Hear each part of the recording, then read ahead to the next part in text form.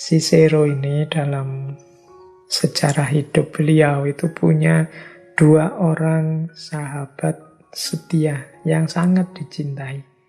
Yang pertama namanya Servius Rufus dan yang kedua Atticus. Ini teman-temannya dalam ranah hukum. Dan dua orang ini pendukung setia Cicero.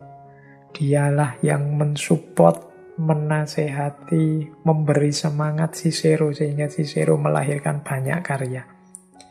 Itulah mengapa Cicero punya banyak pandangan yang positif tentang persahabatan. Kita lihat sebentar ya, bagaimana wawasan-wawasan Cicero tentang persahabatan. Yang pertama, kata Cicero, seorang sahabat adalah diri yang kedua. Jadi sahabat itu seperti fotokopinya diri kita.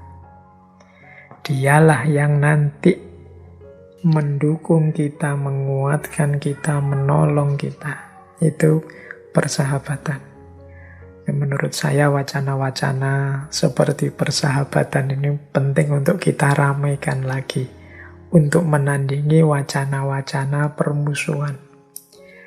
Hari ini kita hidup banyak dengan prasangka-prasangka buruk kepada yang lain. Atau kalau pakai bahasa agama dengan suudzon pada yang lain. Kita selalu waspada sekarang pada orang lain. Khawatir dikhianati, khawatir dibohongi.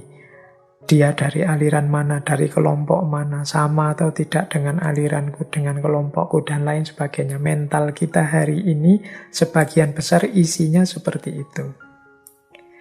Maka penting kita hidupkan lagi semangat-semangat persahabatan.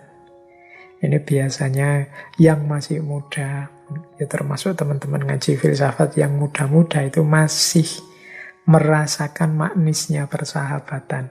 Semoga langgeng. Karena biasanya kalau sudah tua, sudah punya keluarga sendiri-sendiri, itu sudah mulai bergumul dengan kehidupan nyata, anak, istri, dan macam-macam, sehingga aspek persahabatan ini sering dilalaikan. Padahal ini penting. Kata Cicero, persahabatan itu, mengapa disebut sahabat itu diri yang kedua? Karena menurut Cicero, persahabatan itu meningkatkan kebahagiaan, meredakan kepedihan, menggandakan kegembiraan, dan memecah penderitaan.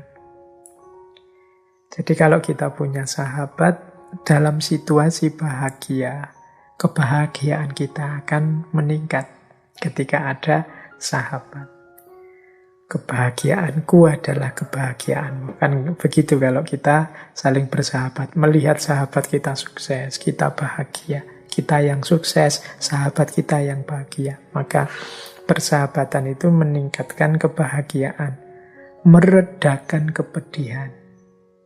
Kehadiran seorang sahabat itu membuat kesedihan kita berkurang. Karena dia juga turut menanggung, turut ikut merasakan kesedihan kita, kepedihan kita. Menggandakan kegembiraan. Dalam situasi gembira, dia juga gembira, maka kegembiraannya double. Memecah penderitaan. Kalau sedang sedih, kita ya berbaginya kan dengan dia. Jadi persahabatan itu membuat kita yang satu menjadi dua, menjadi tiga, menjadi banyak. Kalau sahabat kita banyak, tidak hanya menggandakan jadi dua, tapi menggandakan jadi banyak sahabat kita. Kalau itu kegembiraan, tidak hanya dibagi berdua, tapi bisa juga dibagi banyak. Kalau itu sahabat kita banyak. Jadi ini pandangannya Cicero akan pentingnya persahabatan. Makanya tadi saya bilang, yuk hari-hari ini kita perbanyak sahabat. Sahabat yang sejati bukan sahabat dengan motif-motif tertentu, sahabat dengan pamrih-pamrih, atau sahabat dengan target-target di luar kebersamaan dan kebahagiaan bersama.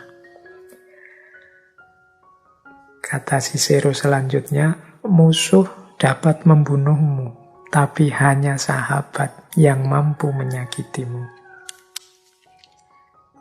Ini mengingatkan juga, meskipun sahabat itu sangat membahagiakan, dia adalah diri kita yang kedua, tapi sebagaimana ada pepatah, yang paling kita cintai, yang paling dekat dengan kita, justru itulah yang paling mampu menyakiti kita. Ini dulu kita bahas ketika ngaji yin dan yang.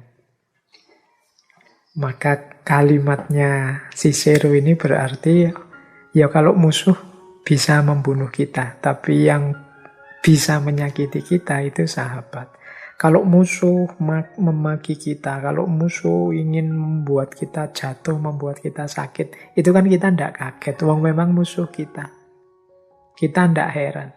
Kita bisa pasang kuda-kuda untuk tidak tersakiti. Tapi tidak begitu dengan sahabat. Jadi yang mampu menyakiti kita dengan sangat sakit itu justru yang paling dekat dengan kita, yang paling kita cintai. Musuh mungkin dapat membunuh kita, tapi kita tidak kaget, bahkan bisa menahan rasa sakitnya. Tapi hanya sahabat yang mampu menyakiti kita dengan sakit yang luar biasa. Karena kita memang sebelumnya sudah sangat dekat, sangat sayang padanya. Oleh karena itu, kata Cicero ini di kalimat selanjutnya, sejak awal aku ingatkan prinsip ini, persahabatan hanya dapat eksis di antara orang-orang baik. Itu yang dikatakan Cicero. Jadi, ya kalau kita tidak ingin sakit karena dikhianati sahabat, karena disakiti orang-orang yang kita sayangi, ya kita harus jadi orang baik dan mencari sahabat juga orang-orang baik.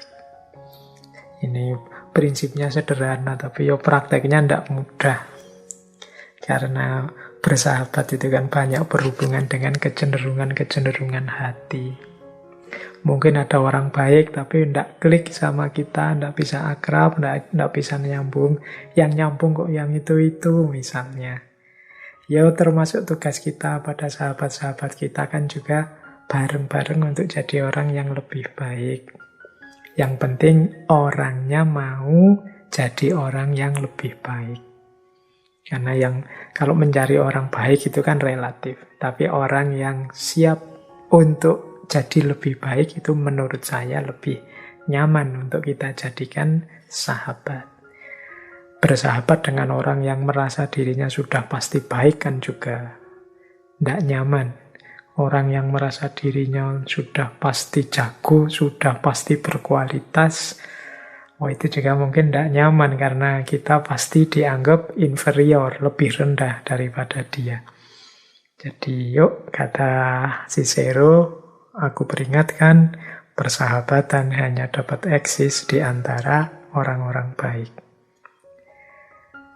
Kemudian beliau juga wanti-wanti orang yang memfitnah sahabatnya, yang tidak membela sahabatnya saat dicela, yang menjadikan sahabatnya bahan tertawaan untuk menunjukkan keunggulannya, yang tidak dapat menyimpan rahasia sahabatnya. Tandai dan hindari dia. Jadi kalau kita punya sahabat, kok orang ini senengannya memfitnah atau suka ngomong jelek di belakang kita, tidak membela kita kalau ada orang menjatuhkan kita, menjelek-jelekan kita, atau menjadikan kita hanya bahan tertawaan untuk menunjukkan bahwa dia lebih unggul dari kita. Jadi dia selalu menampakkan betapa jeleknya kita, betapa kurangnya kita, betapa lebih rendah kita di hadapan dia. Dan yang terakhir, orang yang tidak dapat menyimpan rahasia. Kata Cicero, orang dengan ciri-ciri ini, tandailah dan hindari. Berarti jangan dijadikan sahabat. Ya wis, kenal biasa saja tidak apa-apa. Karena orang ini nanti yang berpotensi menyakiti kita. Ini jadi ada beberapa rumus tentang sahabat yang diberikan oleh Cicero. Jadi yang pertama tadi ya, cari orang-orang baik saja atau orang yang mau siap untuk jadi lebih baik bersama kita. Jangan cari orang-orang yang suka menfitnah, orang-orang yang hanya mencari keuntungan dirinya, orang-orang yang hanya ingin menunjukkan dia lebih tinggi, lebih unggul, lebih jago dari kita. Dan orang-orang yang tidak bisa menyimpan rahasia. Orang-orang ini yang perlu kita tandai dan perlu kita hindari.